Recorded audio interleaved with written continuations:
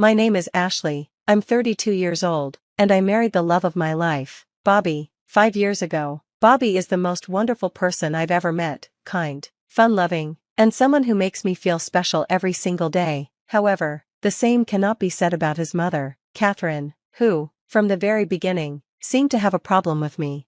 I understand Bobby is her cherished son, and she wants to protect him, but her protective nature often crosses the line. Catherine has a talent for pushing buttons under the guise of innocence, provoking reactions, and then playing the victim, a behavior that many might recognize in someone they know. Unfortunately for me, that someone is my mother-in-law.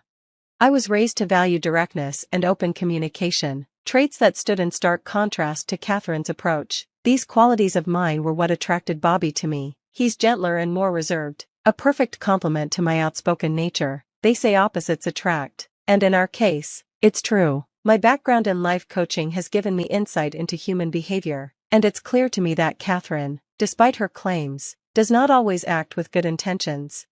Our personalities clashed from the start, and our first meeting set the tone for our relationship. It happened during a dinner with Bobby, his father Jeffrey, and Catherine. Out of nowhere, she commented on my eating habits, suggesting I should eat less. Her remark was so unexpected that everyone fell silent. I was mortified, my face burning with embarrassment, while Jeffrey looked down uncomfortably, and Bobby, visibly upset, confronted his mother. Catherine tried to backtrack, claiming she was only offering advice and referencing old photos Bobby had shown her, where, according to her, I looked better. Despite my instincts to address the comment directly, I held back, not wanting to make a scene at my first meeting with Bobby's family. Instead, I forced a polite smile and thanked her, burying my frustration. I wanted so badly to make a good impression, but the encounter left me shaken.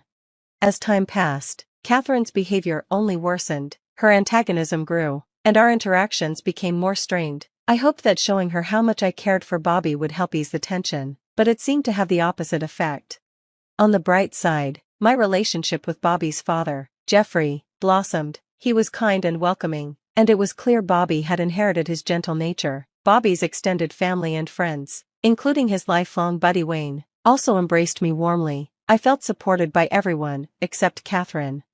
Her efforts to undermine me peaked during our wedding planning. She insisted on controlling every detail, from my hairstyle to my dress, even suggesting I mimic her own bridal look from years ago. When I politely declined, she outright insulted me in front of my bridal party, calling me ugly. Though she quickly tried to backtrack, the damage was done. Jeffrey, thankfully, stepped in to put an end to her outbursts, but the sting of her words lingered.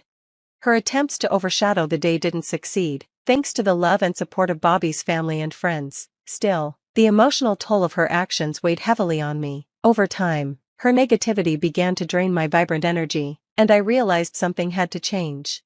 Fast forward to today, 5 years into our marriage, and we found ourselves back at Bobby's childhood home for a Sunday dinner. Catherine had invited us, along with Bobby's childhood friend Wayne, hinting at an important announcement. Though I was skeptical of her motives, what unfolded that evening was truly unexpected. The evening took an unexpected turn when Catherine, with a theatrical flourish, announced her big news. She had planned a family trip to Florida for her upcoming birthday and waved a confirmation letter triumphantly. Excitement rippled through the room, with Bobby's face lighting up at the mention of Florida, a place he'd always dreamed of visiting. "That's incredible," he exclaimed, his enthusiasm mirrored by the others around the table. Gratitude filled the air as everyone celebrated Catherine's generous gesture. But just as the mood reached its peak, Catherine turned to me with a blunt, chilling statement. "Oh, actually, you're not coming." The words hung in the air, the room falling silent as confusion spread across every face. Bobby, visibly taken aback, demanded clarification, his voice a mix of disbelief and anger. "What do you mean she's not coming? That can't be right." It quickly came to light that Catherine had deliberately cancelled my ticket, claiming it was due to last-minute arrangements and a desire to avoid extra charges. My heart sank as the realization hit. My presence had been planned for, and then just as easily erased, without a single word to me. Tension bubbled over as the others voiced their outrage. Wayne and I sat quietly, observing the growing chaos as Catherine's reasoning was pressed for. Finally, under the weight of everyone's demands, she revealed her true motive. She wanted to spend her later years surrounded by those she felt closest to.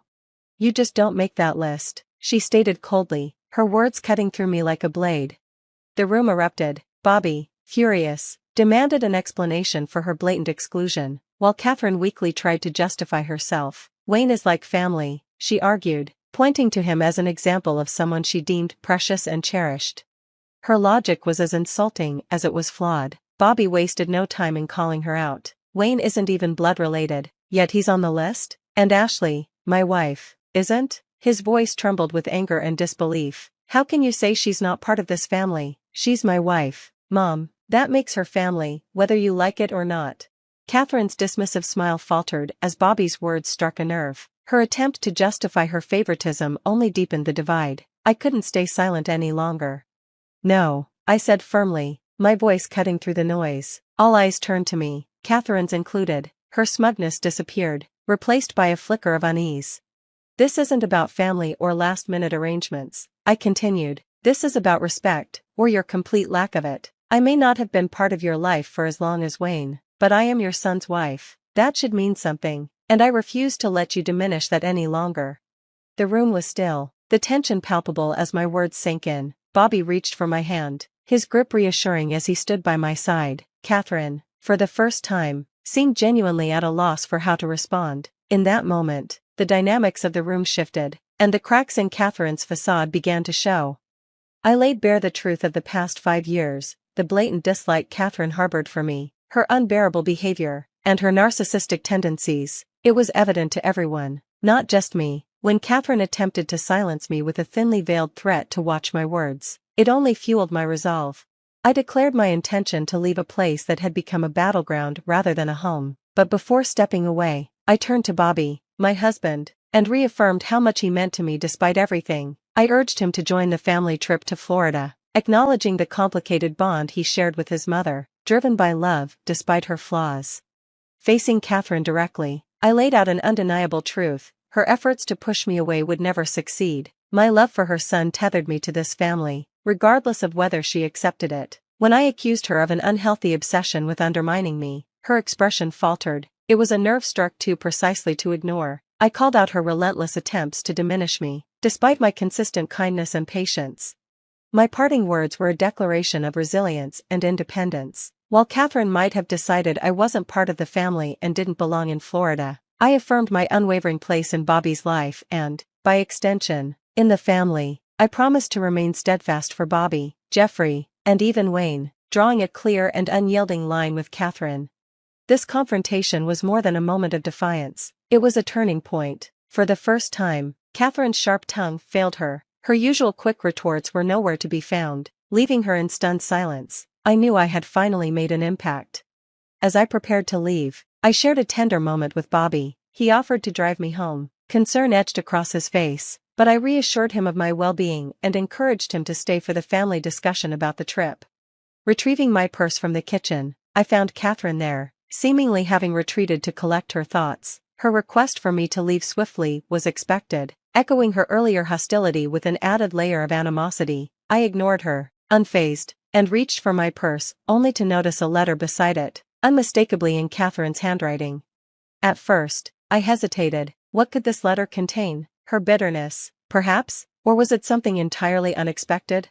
I assumed the letter was related to the Florida trip. Driven by a mix of curiosity and lingering spite, I decided to glance at it. Addressed to Wayne, the letter began with affectionate words, painting a picture of a close bond between Catherine and him. As I read further, the tone shifted dramatically. Catherine expressed a diminished love for her son Bobby, contrasting it with her enduring affection for Wayne. This revelation was shocking, suggesting a clear favoritism toward Wayne over Bobby. The implications were deeply unsettling, exposing a family dynamic far more fractured than I had imagined. I was torn between the impropriety of reading someone else's correspondence and the weight of what I had uncovered. The letter demanded attention, it couldn't be ignored. Realizing the significance of the discovery, I carefully considered my next steps. Everyone who needed to be involved, Bobby, Wayne, and Jeffrey, was still in the house. The question now was how to address this without deepening the existing tensions. The weight of the decision bore down on me. After scrutinizing the letter once more to ensure I hadn't misunderstood its contents, I returned to the dining room with it in hand. The words were as shocking as they had been upon my first reading. As I entered, the room quieted, and all eyes turned to me. Jeffrey, ever the peacemaker, quickly attempted to smooth things over. He apologized for Catherine's earlier behavior and reassured me that I would join them on the Florida trip. He dismissed Catherine's actions as a temporary mood, confident he could persuade her to reconsider. But his reassurances were unnecessary. I had uncovered something far more pressing. The concern in Bobby's eyes was unmistakable. He likely feared the recent confrontation and ongoing strain with his mother had pushed me to my breaking point. In our private moments, Bobby had often expressed amazement at my patience, marveling at how deeply I loved him despite everything. I met his worried gaze and silently resolved to protect him from what I had read. When I inquired about Catherine's whereabouts, Jeffrey explained she had retreated to nurse a headache, likely a result of our earlier confrontation. While her tendency to prioritize herself was a familiar annoyance, this time, her absence felt like an obstacle. What I had to share required her presence. Yet the urgency of the situation and the encouragement of those present pushed me to proceed without her. The growing anxiety etched into Bobby's expression made it clear that delaying any longer would only exacerbate his stress. "Fine," I said, conceding to the urgency of the moment. "Let's do this." Drawing a deep breath, I began. When I was in the kitchen, retrieving my purse, I found this. Holding up the letter, I paused, letting its presence sink in. What I read, my voice faltered briefly, but I pressed on. "Changes everything." The weight of Catherine's words hung heavy in the air as I explained the contents of the letter, careful to reveal the details with sensitivity. The room was silent except for the sound of Bobby exhaling sharply, his expression shifting from concern to pain. The revelation struck deeply, unraveling years of buried dynamics and forcing an undeniable truth into the open. In that moment, I understood this wasn't just about Catherine's actions or the letter itself. It was about the future of our family, what we could rebuild, and what might be forever lost. Gathering my resolve, I prepared for the storm that was sure to follow. I shared the shocking contents of the letter with Bobby, Wayne, and Jeffrey. As I read aloud, the words hung heavily in the room, exposing Catherine's deep-seated resentment toward me and the drastic actions she planned to take against her son. The letter detailed her preference for Wayne over Bobby, her decision to disinherit Bobby in Wayne's favor, and her baseless blame of me for the supposed rift in her relationship with her son. The revelation was jarring. Catherine's bitterness and readiness to sever ties with Bobby painted a chilling picture. When I finished reading, the room was thick with tension, each person grappling with the betrayal in their own way. Jeffrey, ever the mediator, was on the verge of tears. Wayne appeared stunned, struggling to process the extent of Catherine's plans. Bobby, however, was a storm of fury and disbelief, his emotions oscillating between hurt and indignation. The realization hit Bobby hardest. He wrestled with how his mother could justify cutting him off while blaming me for her actions. It was a harsh wake-up call for all of us, laying bare the depth of Catherine's manipulation. The ensuing discussion was emotional and heated, with Bobby venting his frustration over her toxic behavior. It became clear that something had to change.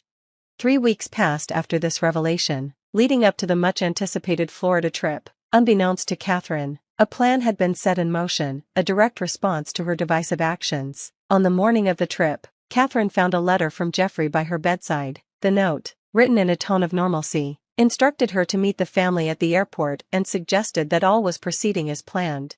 Eager to begin the trip, Catherine hurried to the airport, unaware of the seismic shift in family dynamics caused by her letter. At the airport, her frantic search for her family was a physical manifestation of the confusion and isolation her actions had sown. Assuming they were already aboard the plane, she boarded, clinging to the hope of reuniting with them in Florida. After a long journey, Catherine eagerly called Jeffrey, ready to celebrate together. Instead, Jeffrey revealed the truth: they hadn't gone to Florida at all. The family was still at home, gathered together, a unified front against the discord she had tried to create. Her confusion turned to shock as Jeffrey explained the change of plans. He confronted her about the letter, exposing her attempts to cut Bobby out of her will and the unjustified animosity toward me. Catherine's denials and excuses were dismissed by the family, who collectively made it clear that her actions had irreparably damaged their trust.